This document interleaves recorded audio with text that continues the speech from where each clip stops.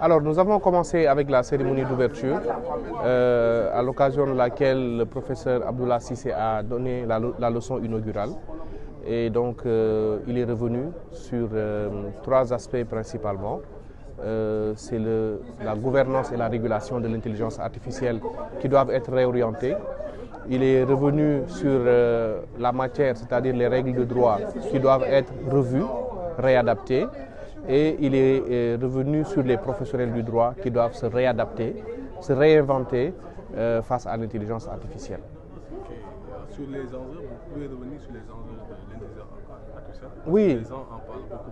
Effectivement, les gens en parlent beaucoup. D'ailleurs, c'est la raison pour laquelle ce colloque a été organisé. Les gens en parlent beaucoup, mais les juristes n'en parlent pas.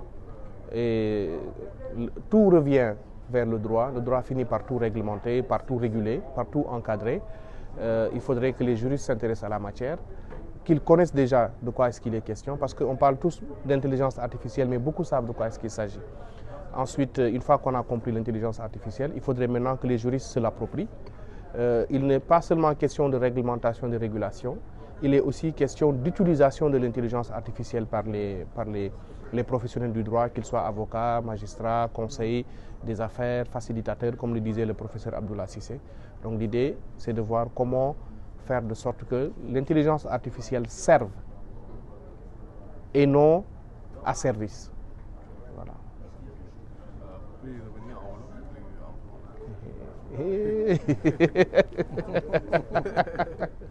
Alors, les retombées, c'est que les interventions qui sont passées jusque-là ont permis d'établir qu'aujourd'hui, le cadre de la régulation, que ce soit la régulation ou que ce soit la gouvernance, le cadre n'existe pas encore en Afrique, mais il y a aujourd'hui des modèles de régulation ou de gouvernance sur lesquels on peut s'inspirer pour bâtir la gouvernance et la régulation de l'intelligence artificielle en Afrique. Pourquoi en Afrique? On va dire, mais l'intelligence artificielle, elle est universelle. Mais dans chaque secteur, il y a des réalités locales qui colorent la question. Quand on parle d'Europe, les Européens vont réglementer l'intelligence artificielle ou la réguler en fonction des réalités européennes.